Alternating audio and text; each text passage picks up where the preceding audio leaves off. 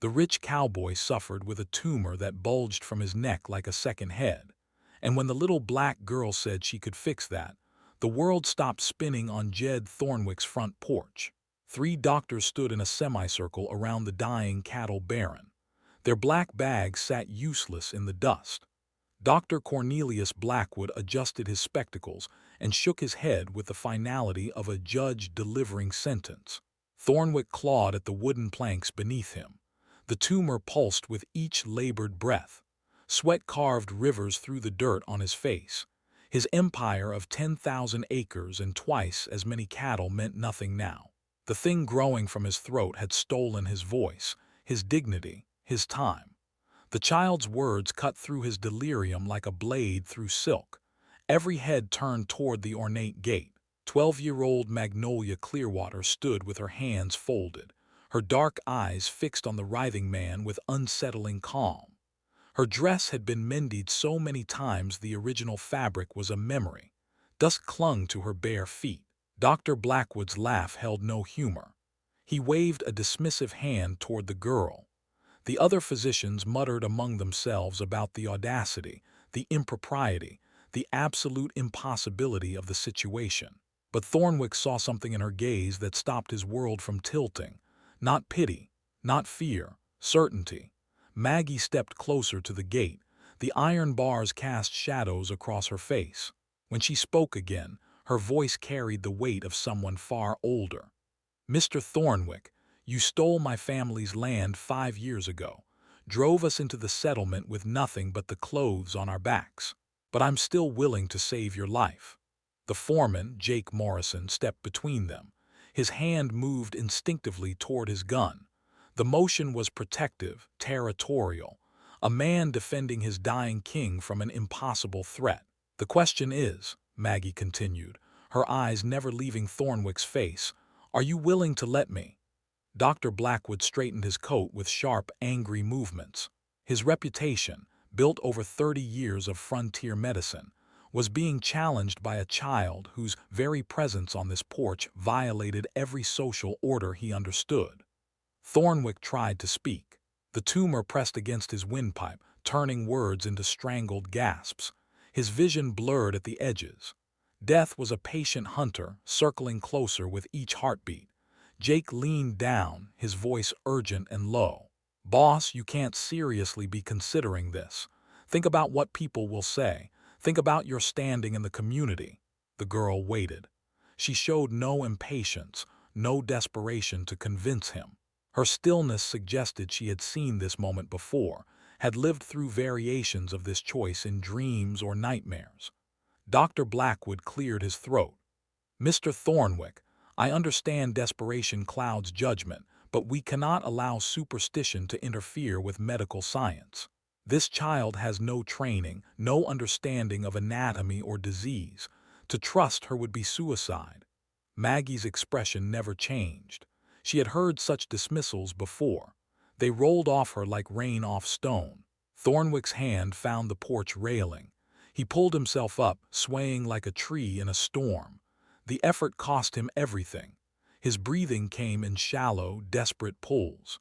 In that moment, suspended between life and death, he remembered her father. Samuel Clearwater had been a quiet man who worked his small plot of land with devotion. He had found something there, something that had made Thornwick's mouth water with greed. Silver, enough to transform a small-time rancher into a cattle king. The irony tasted bitter in his mouth. The daughter of the man he had destroyed was offering salvation. Dr. Blackwood stepped forward, professional concern etched across his features. "Sir, I must insist we return you to bed. There are medicines that can ease your passing, make you comfortable in these final hours." Maggie spoke once more, her words measured and precise. "I'll need access to Apache territory. The plants I require don't grow in town gardens, and I'll need 3 days. Jake's face flushed red. "Apache territory? Girl, you're talking about getting him killed faster." "He's dying anyway," she replied. The simple truth of it silenced the porch. Thornwick looked at each face surrounding him.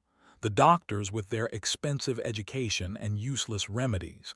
His foreman with loyalty that couldn't stop death.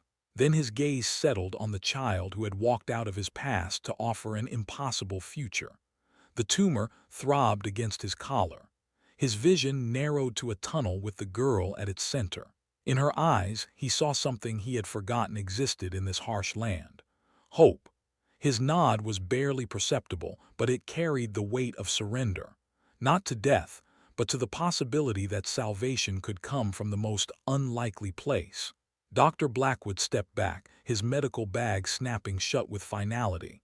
"Then you've chosen to die, sir. I wash my hands of this foolishness."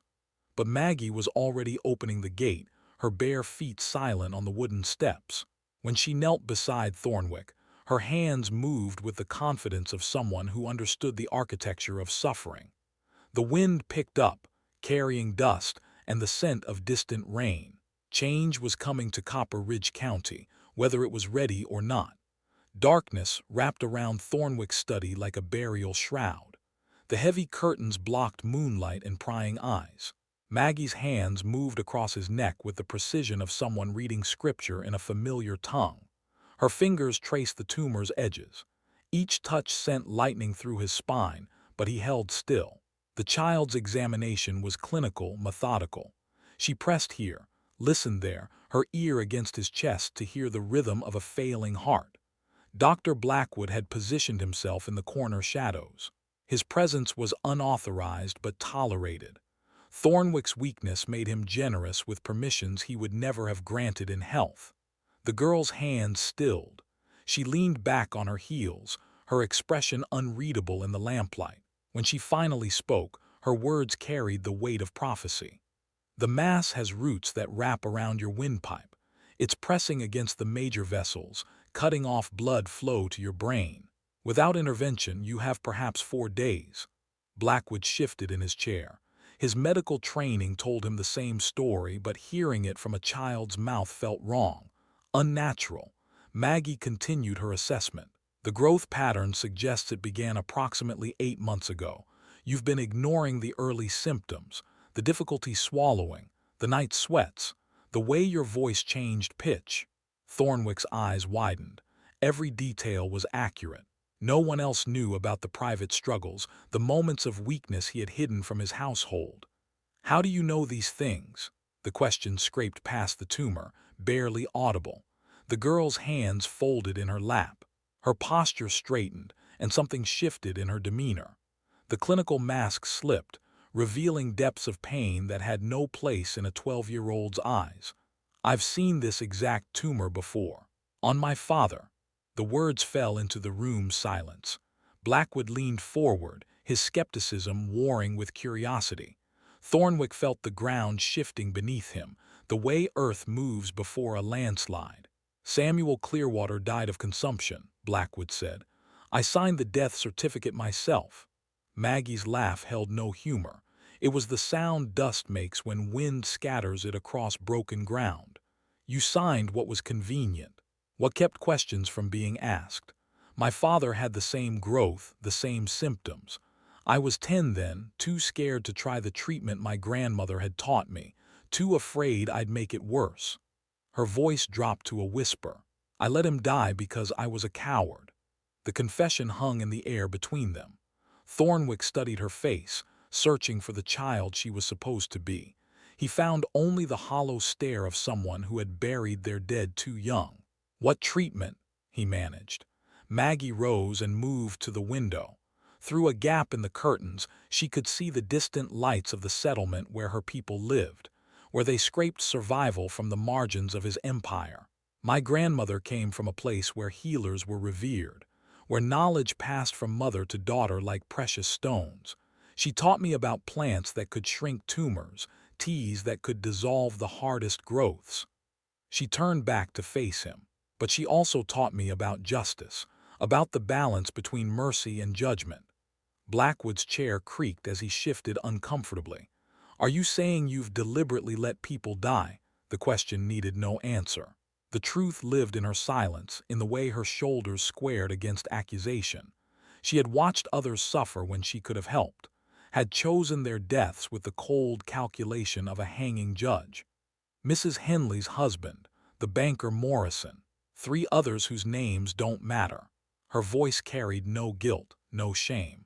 They all had ailments I could have cured, conditions that would have responded to treatments my grandmother showed me. Thornwick's breathing grew more labored. The tumor seemed to pulse with increased malevolence, as if responding to the tension in the room. "Why tell me this?" he whispered. "Because you need to understand what you're asking. I'm not offering charity. This isn't mercy." Her eyes met his across the lamplight. "This is my chance to prove I'm not that scared little girl who let her father die. My chance to show that the knowledge died with him for nothing." The wind rattled the windows. Outside, the desert held its breath, waiting for dawn or disaster. Blackwood cleared his throat. "Even if such treatments existed, which I doubt, where would you obtain these supposed miracle plants?" Maggie's smile was sharp as winter. "The Apache know which herbs heal and which ones kill.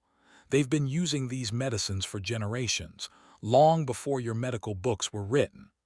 "The Apache territories are forbidden," Blackwood protested. "It would be suicide to venture there. Mr. Thornwick owns grazing rights on those lands. His cattle drink from their streams, eat grass that grows in their sacred places." She looked directly at the dying man. "You've taken everything else from them. Now you need to take their knowledge too." The accusation cut deeper than any scalpel. Thornwick had built his empire on appropriation, on taking what others valued and making it his own. Now survival demanded one final theft. He tried to sit up straighter. The effort sent pain radiating through his skull, but he needed to meet her gaze as an equal. "What do you need from me?" 3 days. Safe passage to the sacred grounds near Copper Canyon, and your word that you'll trust my methods even when they seem impossible." Blackwood stood abruptly. His medical bag snapped shut with finality. "This is madness. You're putting your life in the hands of a child who admits to letting people die." But Thornwick was already nodding. The movement was slight, conserving energy, but decisive. He had spent his life making calculated risks. This gamble felt familiar despite its impossible stakes. "When do we leave?" he asked. Maggie moved toward the door, her bare feet silent on the Persian rug his money had bought. "Before dawn. While the desert still holds the night's coolness. You'll need your strength for the journey ahead." She paused at the threshold, her hand on the brass handle. "Mr. Thornwick, the plants I need grow in places your people consider cursed, places where the Apache bury their medicine men. Are you prepared to walk on bones to save your life?" The question required no immediate answer, but as she disappeared into the hallway's darkness, Thornwick understood that his choice had already carried him past the point of redemption. The wind picked up outside, carrying whispers of change across the sleeping town. Dawn broke red across the desert floor. Thornwick swayed in his saddle, each breath of victory against the tumor pressing into his throat. The horse beneath him sensed his weakness, stepping careful as glass across the broken ground. Maggie rode bareback on a spotted mare. Her posture spoke of someone born to this harsh landscape, raised on wind and dust, and the promise of water beyond the next ridge. She had said nothing since they left the ranch buildings behind. The silence stretched between them like a taut rope. Miles passed beneath hoofbeats. The sun climbed higher, turning the air to liquid heat. Thornwick's vision blurred at the edges. Sweat carved channels through the dust on his face, but he pressed forward. Pride demanded it. Near midday, Maggie raised her hand.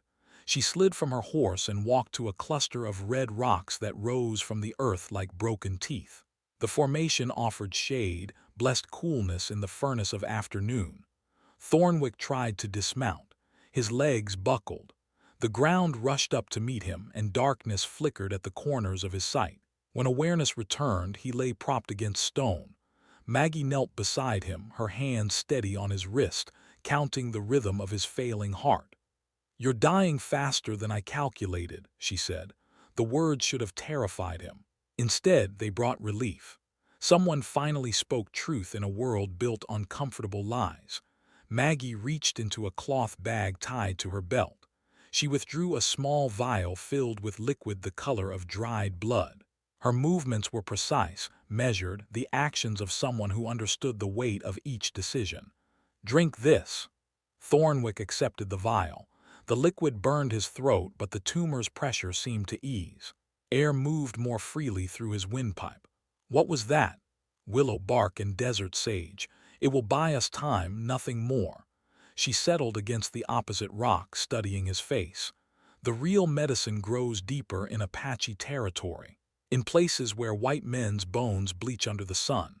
The warning carried no malice, only fact. Death lived in these canyons, patient and certain. "Why are you helping me?" The question had haunted him through the long night, through the burning miles of morning. "You could let me die out here, claim the journey was too much." Maggie's hands moved to her lap, fingers interlacing with practiced calm. When she spoke, her voice carried the weight of confession. "My father didn't just own good land. He found silver beneath it, enough to make a poor man wealthy." Her eyes found his across the narrow shade. "You overheard him telling my mother about the deposits. That's why you took our property." The truth hit harder than the desert heat. Thornwick had suspected she knew, but hearing it spoken aloud stripped away his last pretense of innocence. "The silver funded everything. Your cattle empire, this ranch, the respect that comes with money." Her voice never rose, never cracked with emotion. "You built your kingdom on stolen dreams." Thornwick's hands found the stone beneath him, seeking anchor in a world suddenly unmoored. The confession he had carried for 5 years hung between them, heavy as storm clouds.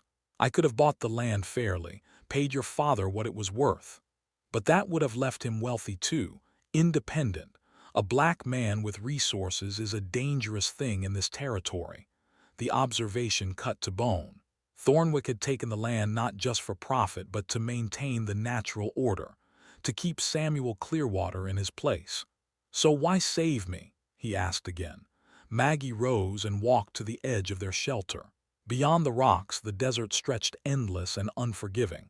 Heat waves danced above the earth, creating phantom lakes that vanished when approached. "Because letting you die would be easy. It would feel like justice." She turned back to face him. "But easy choices don't heal the wound your theft left in my family. They don't prove that a little black girl can be something more than what this world expects." Her words carried the weight of someone who had walked with ghosts too long. "My grandmother taught me that true healing requires the hardest choice. Not the one that feels good, but the one that transforms both healer and patient." She knelt beside him again. "Saving your life won't bring my father back, but it might prove his daughter learned something from his death." The wind picked up, carrying dust and the distant scent of water. Thornwick felt something shift inside his chest, some hardened place beginning to crack. "What happens if you succeed? If you actually cure this tumor? Then you live to face what you've done. You wake up every morning knowing that your empire was built on theft.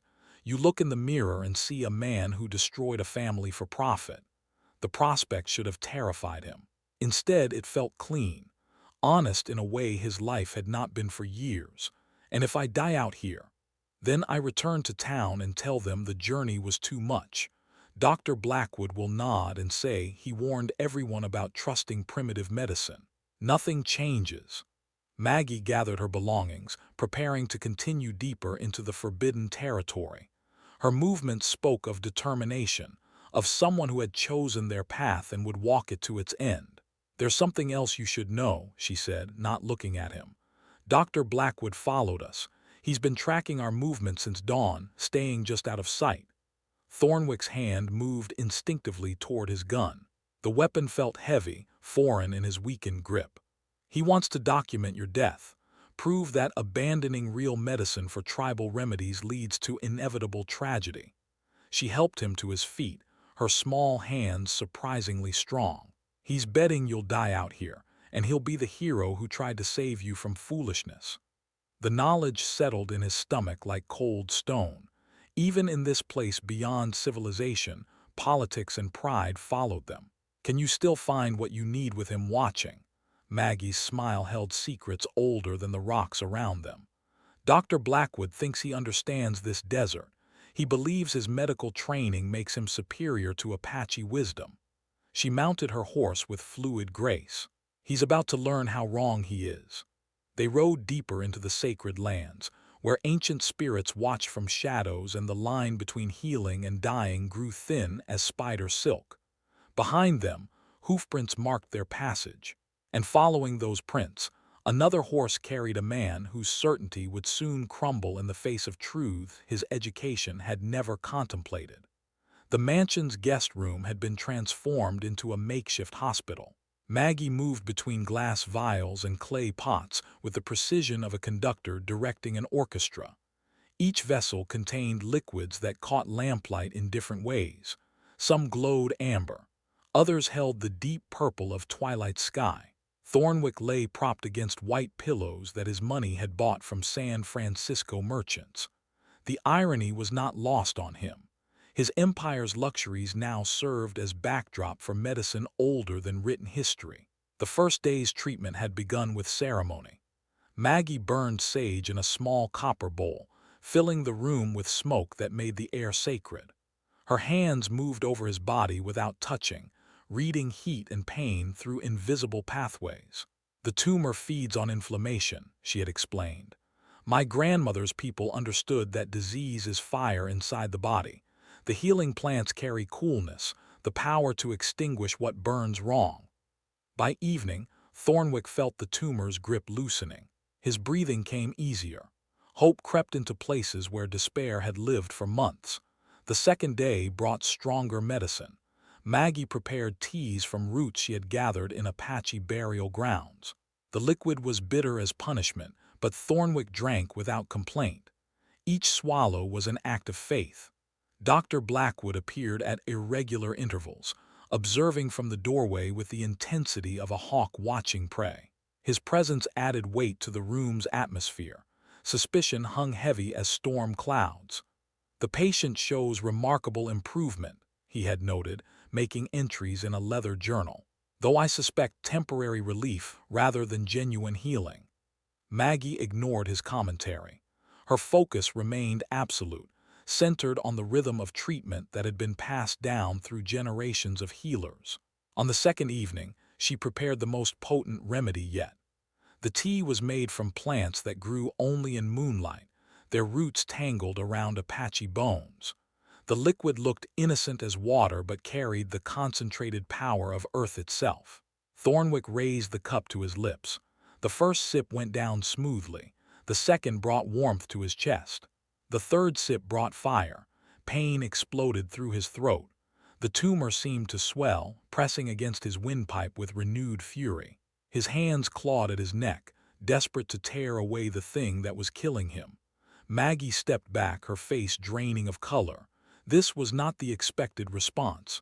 Something had gone terribly wrong. Thornwick's body convulsed. His back arched against the pillows as poison coursed through his system. Foam appeared at the corners of his mouth. His eyes rolled back, showing only white.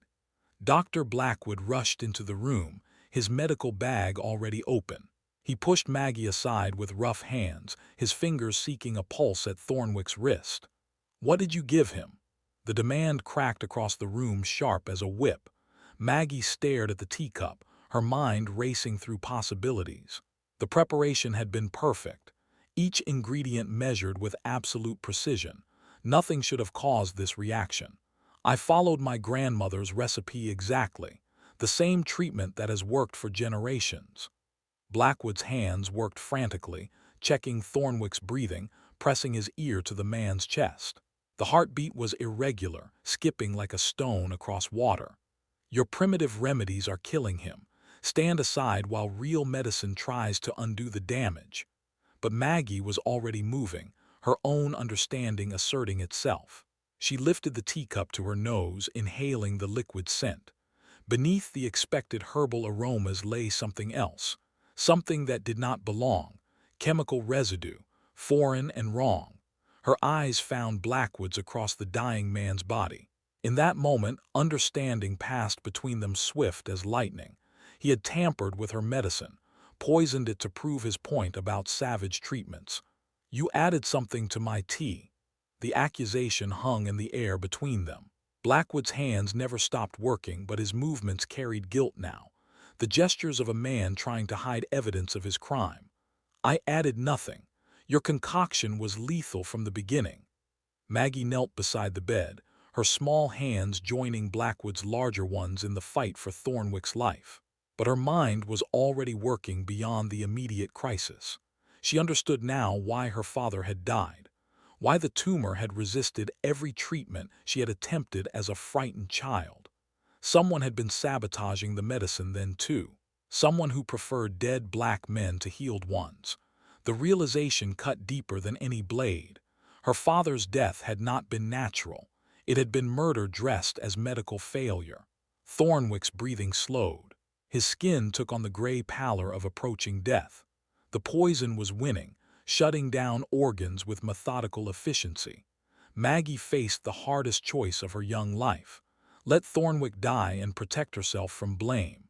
Allow Blackwood's sabotage to succeed, proving that a black child's medicine was dangerous primitive nonsense.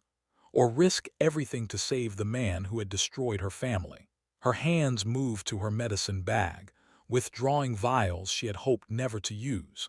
Emergency remedies her grandmother had taught her.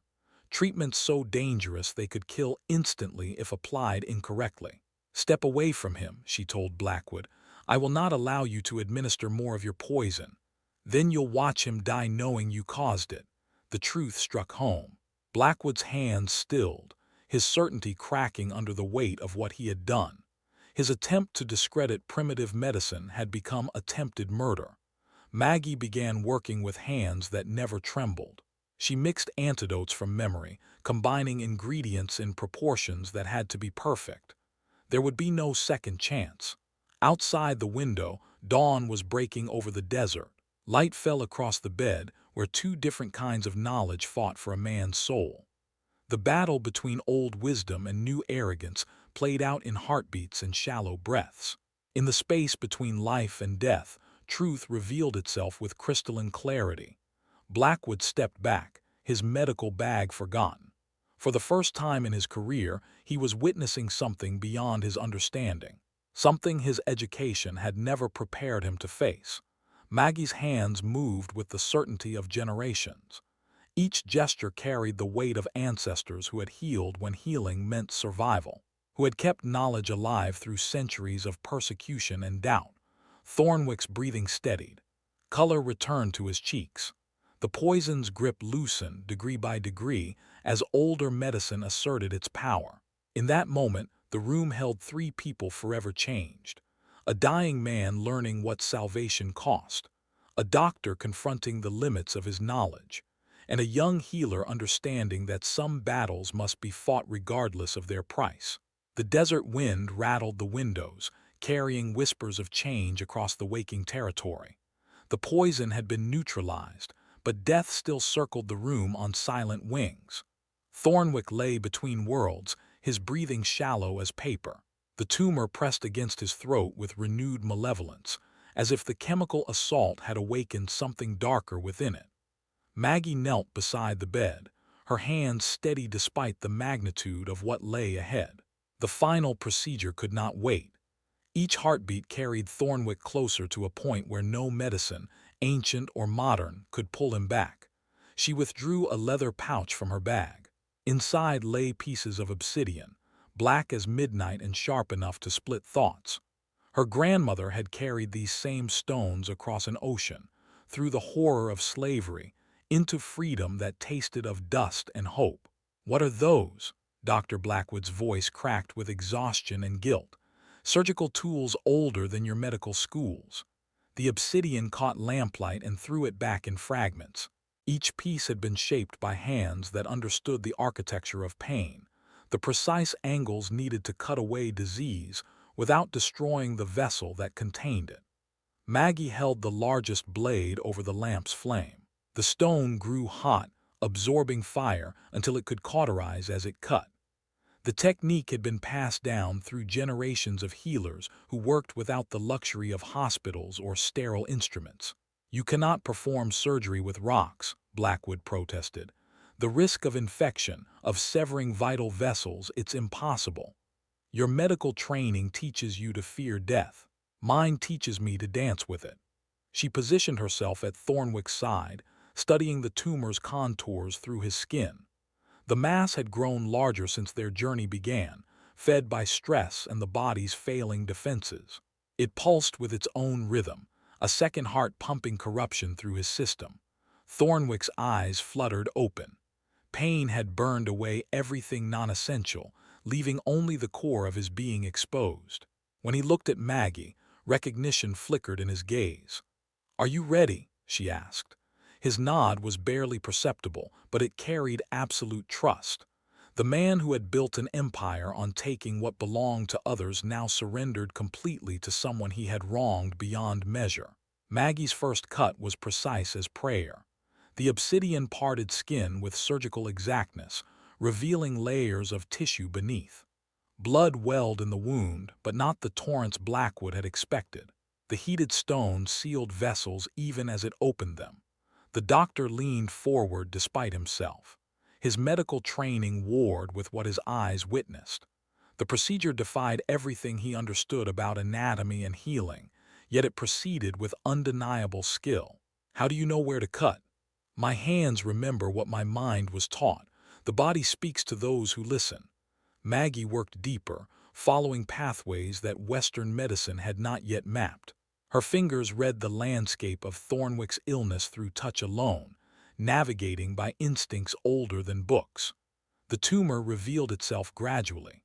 What had appeared as a single mass from the outside proved to be a complex network of growths wrapped around vital structures. Tendrils of diseased tissue had threaded themselves through blood vessels and nerve pathways with diabolic intelligence. Each cut required absolute precision. One mistake would sever arteries that fed his brain. Another would damage nerves that controlled his breathing. Maggie moved with the certainty of someone who had performed this surgery 1,000 times in dreams. Blackwood found himself documenting the procedure in his journal, his skepticism dissolving before the evidence of his senses. The child worked with a mastery that his medical college had never demonstrated. Her techniques belonged to a different understanding of human anatomy. "Where did you learn this?" "From my grandmother. From Apache medicine, women who trusted me with their secrets. From watching my father die and knowing I could have saved him if I'd been brave enough to try." The largest section of tumor came free with a sound that filled the room. Thornwick's breathing immediately deepened, air flowing through passages that had been blocked for months. His skin color shifted from gray to pale pink as oxygen reached tissues long starved. But the procedure was not finished. Smaller growths remained, each requiring individual attention. Maggie worked with tireless focus, her young hands guided by knowledge that had kept her people alive through centuries of hardship. Hours passed unnoticed. The lamp burned low, casting longer shadows across the surgical field. Outside the window, townspeople had begun to gather, drawn by rumors of the impossible scene unfolding in the cattle baron's mansion. Jake Morrison stood among them, his loyalty to Thornwick warring with disbelief at what he witnessed through the window. Other ranch hands clustered nearby, their faces reflecting confusion and fear. The natural order they had always known was crumbling before their eyes. When the final piece of tumor was removed, Maggie set down her obsidian blade with steady hands. The surgical site was clean, the bleeding minimal. Thornwick's neck showed only thin lines where the stones had worked, already beginning to heal with preternatural speed. She mixed a poultice from herbs in her bag, spreading the green paste over the incisions. The medicine would prevent infection while encouraging the wounds to close without scarring. "It's done," she said simply. Blackwood stared at the removed tumor tissue, his mind struggling to process what he had witnessed. The mass was larger than medical textbooks claimed possible for a patient to survive. Its removal should have killed Thornwick instantly. "This is impossible. No surgeon in San Francisco could have performed such an operation." "Because they learned to cut from books. I learned from necessity." Maggie cleaned her instruments with practiced efficiency, wrapping each obsidian blade in soft cloth before returning it to its pouch. The tools would be blessed again before their next use, consecrated by ceremonies that connected earth to sky. Thornwick lay unconscious but breathing freely for the first time in months. His body had begun the long process of healing, guided by medicines that predated written history. Color returned to his cheeks as his heart pumped cleaner blood through reopened pathways. The crowd outside had grown larger. Word spread through Copper Ridge County with the speed of wildfire. The little black girl had done the impossible. She had snatched the cattle baron from death's embrace using nothing but rocks and weeds. Dr. Blackwood closed his medical bag with hands that trembled. His worldview lay in ruins around him, shattered by truths his education had never acknowledged. The superiority he had built his career upon crumbled like sun-dried clay. "What happens now?" he asked. Maggie looked out the window at the gathering crowd. Some faces showed wonder, others reflected fear and anger. Change had come to their territory whether they welcomed it or not. Now we wait. The surgery was successful, but his body must choose whether to accept healing or reject it. She settled into a chair beside the bed, preparing for the vigil ahead. Outside, the desert wind carried whispers of transformation across a landscape forever altered by the night's events. The old world was dying. In its place, something new struggled to be born. 2 days passed in silence, broken only by the rhythm of Thornwick's breathing. Maggie maintained her vigil beside the bed, watching for signs that his body would accept or reject the healing. His chest rose and fell with mechanical precision, but his spirit remained absent, traveling paths only the unconscious could walk. On the third morning, his eyes opened. The man who looked back at her was not the same person who had collapsed on his porch a week before. Something fundamental had shifted during his journey through the Valley of Shadows. The arrogance that had armored him for decades had been stripped away, leaving raw humanity exposed. Thornwick's hand moved to his throat. His fingers found smooth skin where the tumor had been, unmarked except for thin lines that would fade with time. When he tried to speak, his voice emerged clear and strong. "You saved me." The words carried weight beyond their simple meaning. Acknowledgement, gratitude, the recognition of a debt that could never be fully repaid. Maggie nodded, her own exhaustion evident in the shadows beneath her eyes. She had not slept while his life hung in the balance, afraid that rest might somehow weaken the healing she had worked into his flesh. "Your body chose to live. I only provided the opportunity." Outside the window, the crowd had grown larger. Word of the miracle had spread throughout Copper Ridge County and beyond. Ranchers and farmers, shopkeepers and drifters, all drawn by the impossible story of a little black girl who had conquered death with stones and weeds. Jake Morrison pushed through the gathered people, his face a map of conflicting emotions. Loyalty to his employer warred with disbelief at what his eyes had witnessed. He entered the room with the careful steps of a man walking on sacred ground. "Boss, the whole territory's talking about what happened here. Some are calling it a miracle. Others are saying it's something else entirely." Thornwick struggled to sit up, his body weak, but no longer carrying the weight of approaching death. The simple act of breathing had become a celebration rather than a battle. "Help me to the window." Jake's strong arms lifted his employer, supporting him as they moved across the room. Outside, hundreds of faces looked up at the mansion, their expressions ranging from wonder to fear to barely contained anger. Dr. Blackwood stood at the edge of the crowd, his medical bag clutched in white-knuckled hands. His reputation lay in ruins, destroyed by truths he had spent his career denying. The poison he had added to Maggie's medicine had been his final attempt to prove Western superiority over primitive knowledge. Instead, it had exposed the limitations of his understanding and the depths of his prejudice. Thornwick's voice carried clearly across the gathered crowd. "This child saved my life when trained doctors declared me beyond help. She succeeded where medical science failed." Murmurs rippled through the assembly. Some nodded in agreement, having witnessed Maggie's healing work in their own families. Others shifted uncomfortably, unwilling to accept that their established order had been challenged so completely. Furthermore, Thornwick continued, his words falling into the morning air with the weight of proclamation, I hereby return to the Clearwater family the land that was wrongfully taken from them 5 years ago, along with the mineral rights that should have been theirs from the beginning.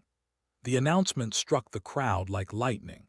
Gasps and angry shouts competed with expressions of support. The natural hierarchy that had governed their territory for generations was being rewritten before their eyes. Jake's face drained of color. Boss, you can't be serious. That land is worth a fortune. It's the foundation of everything you built. Everything I built was stolen. Thornwick's gaze found Maggie across the room. A man who takes his second chance at life should use it to repair the damage his first chance caused.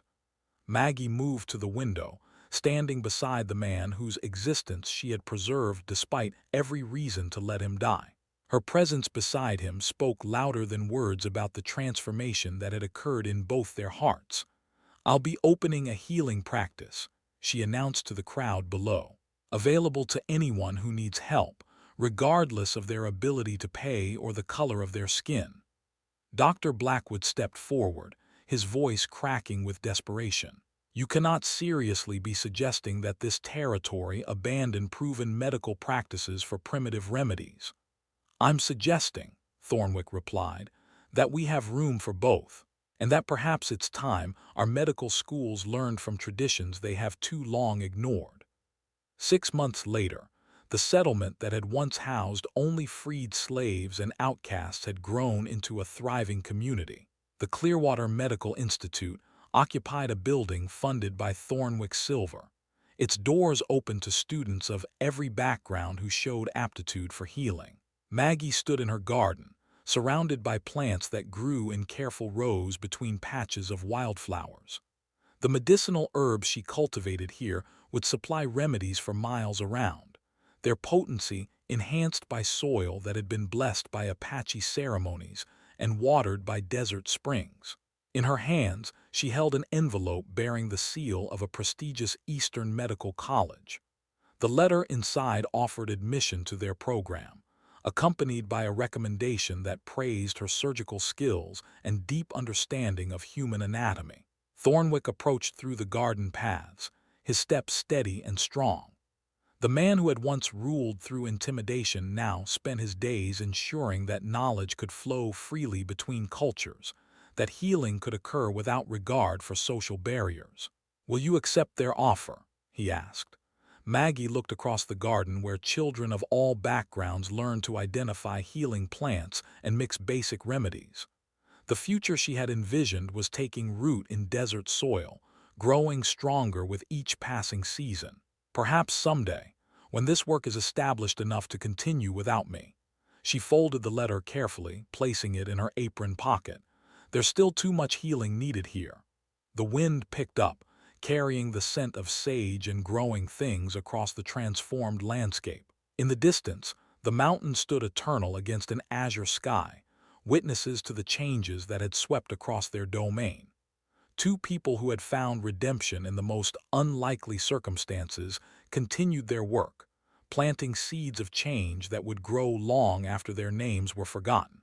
The desert had taught them that life could emerge from the harshest ground, that healing was possible even when hope seemed lost. Silver wildflowers bloomed among the medicine plants, their petals catching sunlight and scattering it like promises across the fertile earth. And that is all to the story for now. Please let me know where you are tuning in from. Perhaps we will create a story there. Consider liking this video and subscribing to our channel. And if you enjoy our content, click this video on your screen. I promise you it's worth watching. See you tomorrow.